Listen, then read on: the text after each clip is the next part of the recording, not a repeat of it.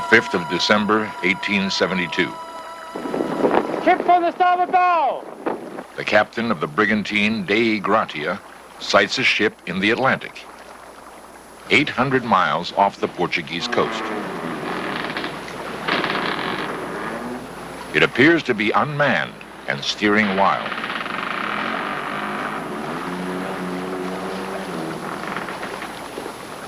Ahoy there! Captain Briggs! Ahoy! Anyone aboard? The only reply is an eerie creaking. No one appears on deck. The ship is completely forsaken. What happened to the crew of the Mary Celeste is one of the enduring mysteries of the sea.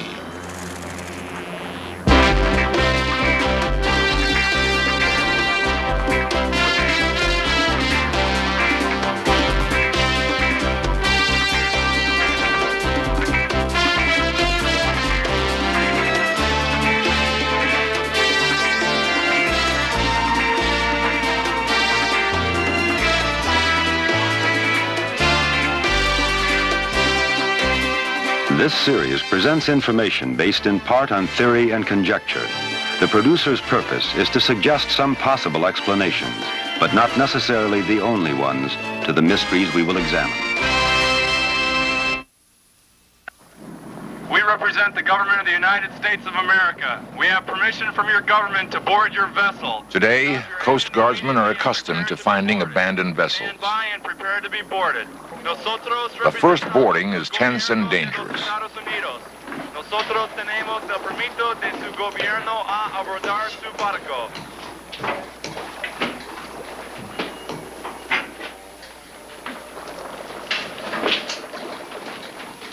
Modern abandoned ships usually mean only one thing.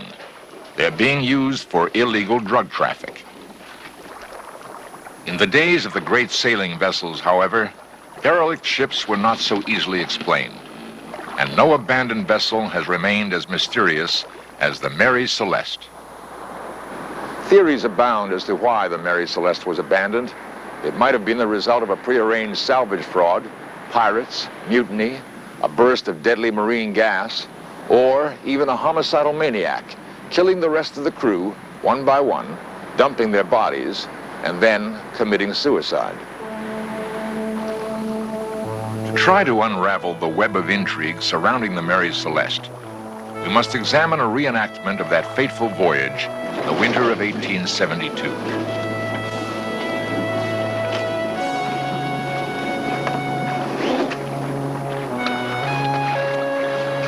On November 2nd, in the New York harbor, the Mary Celeste completed loading her cargo, 1,700 barrels of alcohol.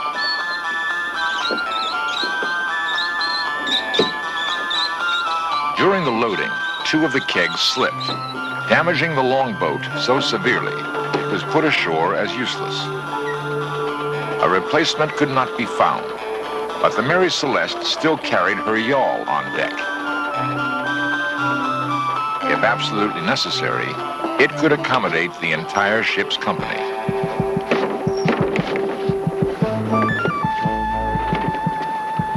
The master, Captain Benjamin Spooner Briggs, brought his wife Sarah and 2-year-old daughter Sophia on board for the voyage. In his final letter to his mother, he wrote, "It seems real home-like since Sarah and Sophia got here, and we enjoy our little quarters. Sophia has got over the bad cold she had when she came, and has a first-class appetite for hash and bread and butter. I think the voyage will do her lots of good. Our vessel is in beautiful trim, and I hope we shall have a fine passage." To this, Sarah added, "Benjamin thinks we've got a pretty peaceable crew this time all round, if they continue as they have begun."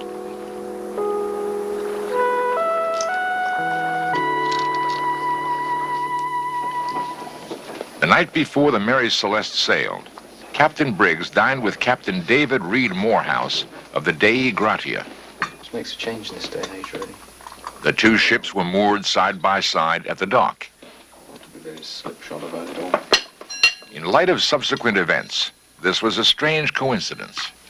The two men knew each other well. What did Captain Morehouse think of Briggs? Briggs was a teetotaler and a God-fearing man. He could be stern when occasion required it, and was not a man to be intimidated or imposed upon. But he was just and considerate towards the men serving under him, just as he was gentle and affectionate in his family relations. 1, 2, 3, 1. 2, 3, 1. On November 5th, 1872, the Mary Celeste set sail.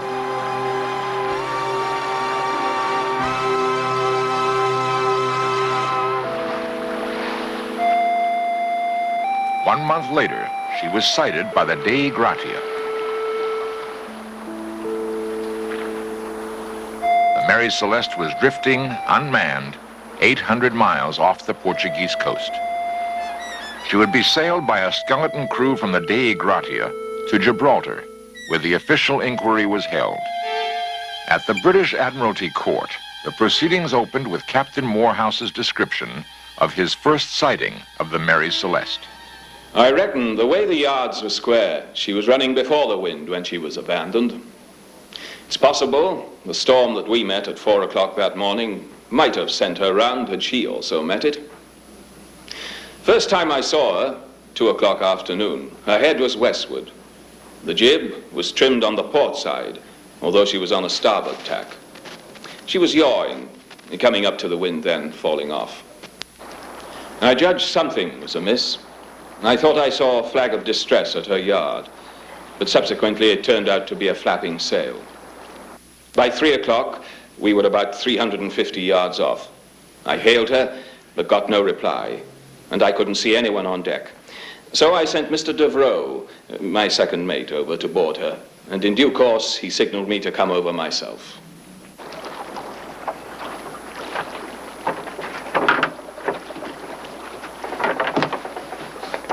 When I got on board, Mr. Devereux had already sounded the pumps, which showed she made little or no water.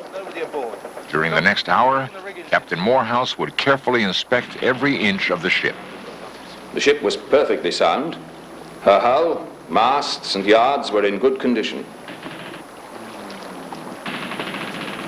Her cargo, which was barrels of alcohol, was properly stowed and hadn't shifted.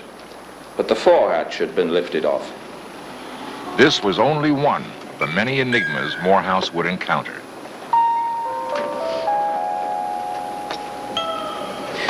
I came to the conclusion that she'd been left in a panic. The mainsail was lying loose, as if it had been run down. The lazarette hatch was also off, but there were plenty of provisions and water in there. Anybody below? The glass on the compass was smashed. Compass glass is smashed.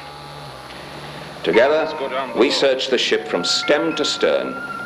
At first, we were worried that she was a fever ship and the crew had died of cholera, but there wasn't a soul on board, nor were there any visible signs of there having been any trouble.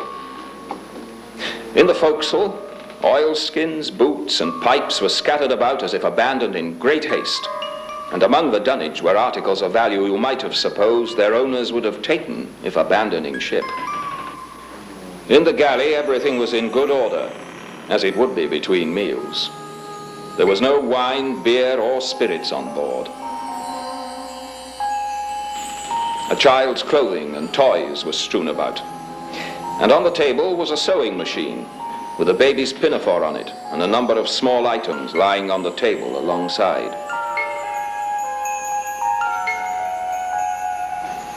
There were books and charts, but the chronometers and the ship's log were missing. The slate log had an unfinished letter beginning Fanny, my dear wife, Francis N.R., which I took to be the start of a message scribbled by the mate.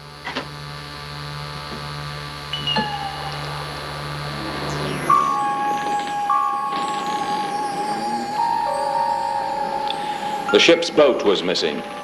You could see where the boat had been lashed across the main hatch, but that was not the right place for her.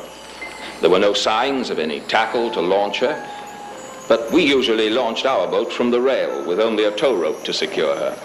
I saw no remains of painter or boat's rope fastened to the rail. Captain Morehouse's observations were detailed, but they raised more questions than they answered.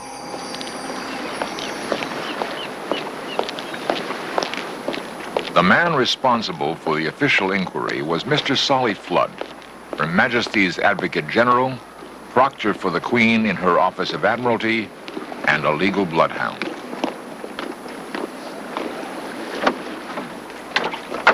A new age of belief in science, invention, and technology was dawning. The ability to seek and find cold, hard evidence in order to solve any mystery was reaching a golden era. Was there any evidence to indicate foul play? The only facts available so far, a ship in good order, yet abandoned in a hurry. The investigation about to take place in Gibraltar would propel the Mary Celeste to her place as the most infamous abandoned ship in the history of the sea.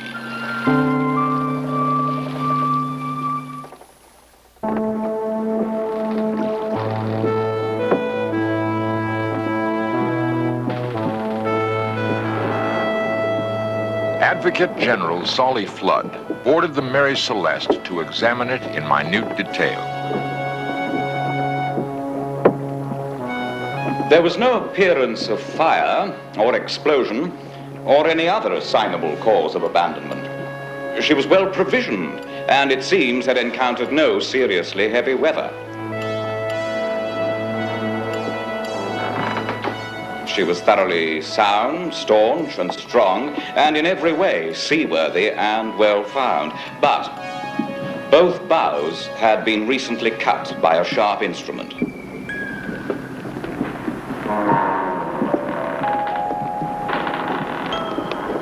On the starboard topgallant rail, there were marks apparently of blood and a mark of a blow, apparently by a sharp axe.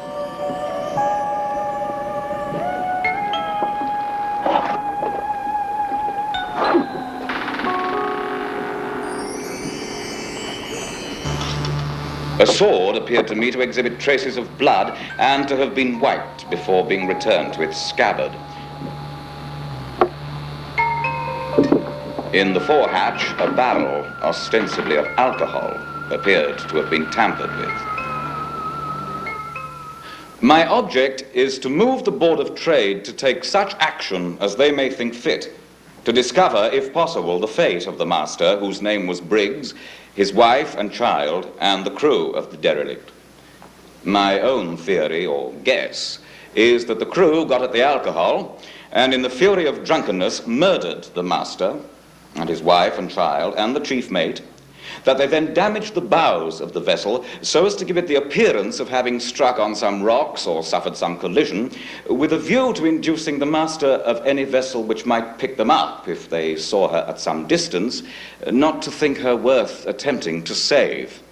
And that they did, sometime between the 25th of November and the 5th of December, escape on board some vessel bound for some South or North American port or the West Indies. Was this the real story? Mutiny and murder? The Advocate General was convinced he was on the trail of a sensational crime.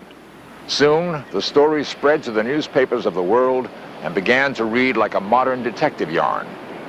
As the inquiry proceeded, however, it became increasingly evident that the Advocate General had let his imagination run wild. Flood was later found to be wrong on almost every statement he made. The forensic tests proved that the sinister, bloody sword was really an old bayonet used to mix paints, and the blood on the rail was only rust. The final results of the inquiry cleared Captain Morehouse and the Dei Gratia crew of piracy, and in fact, the Dei Gratia was awarded a portion of the salvage value. There, the story might have ended, but for an amazing discovery 30 years later. A A young apprentice sailor was sent ashore to collect some sand at St. Paul's Rocks, a tiny island in the middle of the South Atlantic. He found a skeleton propped in the shade of a rock.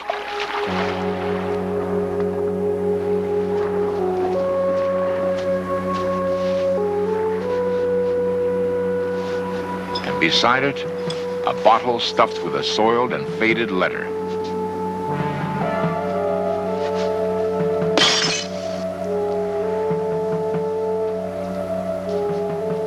A letter which told an amazing tale. My ship struck these rocks at dawn 3 days ago. She sank immediately. Only I, of all her crew, reached the shore alive. I am dying of thirst. It has been a voyage of disaster. 3 deaths in 2 days. Then came the poison on the 7th day out. Ship helpless, and so for 3 days we lay. Knew we must ask assistance to take us to Gibraltar for crew.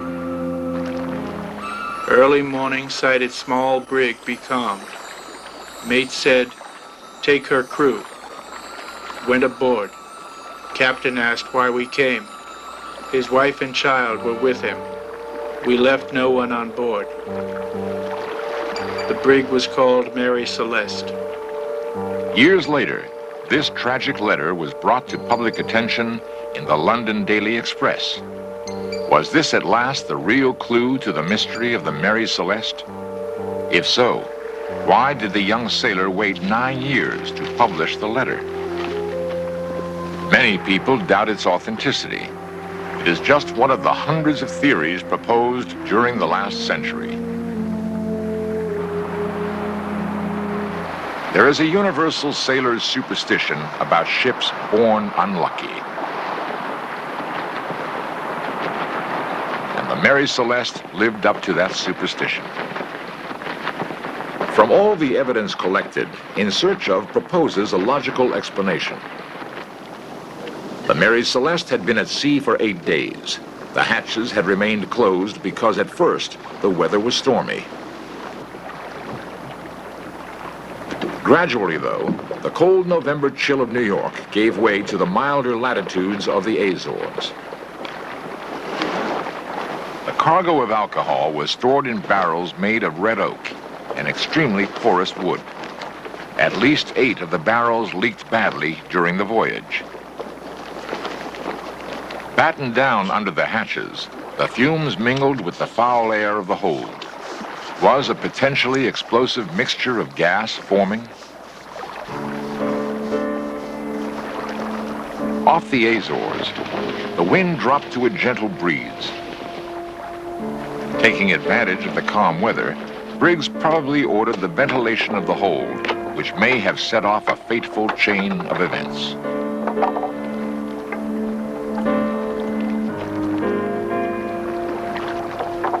An upward rush of fumes, perhaps even an explosion. Then, steam, looking like smoke, poured out of the hatch. Abandon ship! Some of the men began to take in sail. Convinced that the ship was about to blow up, Briggs ordered the boat lowered. A sailor broke out a coil of rope as a tow line from the lazarette. Someone grabbed some tins of preserved meat. Briggs snatched up his chronometer and any of the ship's papers he could quickly lay his hands on. Feeling certain that time was of the essence, he urgently herded his family and crew to the yawl.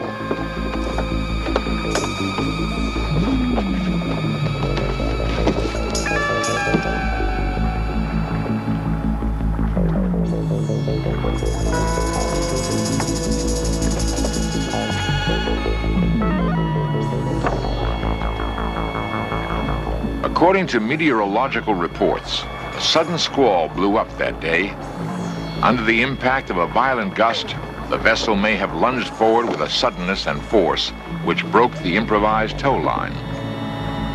They may have tried to row after the Mary Celeste, or they may have turned toward the island of Santa Maria, a jagged, inhospitable coastline where a small boat and her occupants would easily be smashed to pieces in the surf.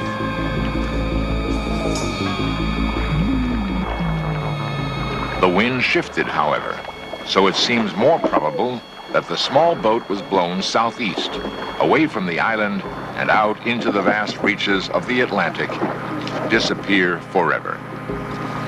When the Mary Celeste was found on December 5th, the last entry on her log slate was for the morning of November 25th, 11 days earlier. This entry put the Mary Celeste 6 miles north of the island of Santa Maria in the Azores. With the set of her sails, and with no one at her helm, her natural course would be roughly at right angles to the wind. This presumably was how, over the 10 days, she covered the 750 miles between the last entry in the log and the position where she was first sighted by the Dei Gratia. What has been reenacted seems to be the most likely explanation. But whatever the cause of the panic, Captain Morehouse was certain of one thing. Captain Briggs bore the highest character for seamanship and correctness, and would not, I think, desert his ship except to save his life. The Mary Celeste became a marked ship. Sailors being superstitious, no one wanted to own her, sail her, or have anything to do with her. She was sold and resold rapidly at well below her commercial value. 13 years after the events we have described, she was deliberately wrecked by her owners in a failed insurance fraud scheme.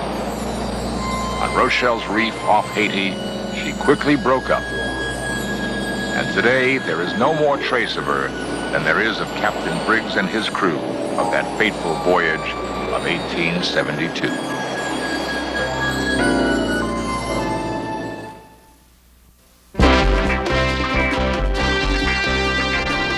Lost civilizations, extraterrestrials, myths and monsters, missing persons, magic and witchcraft, unexplained phenomena. In Search of Cameras are traveling the world, seeking out these great mysteries. This program was the result of the work of scientists, researchers, and a group of highly skilled technicians.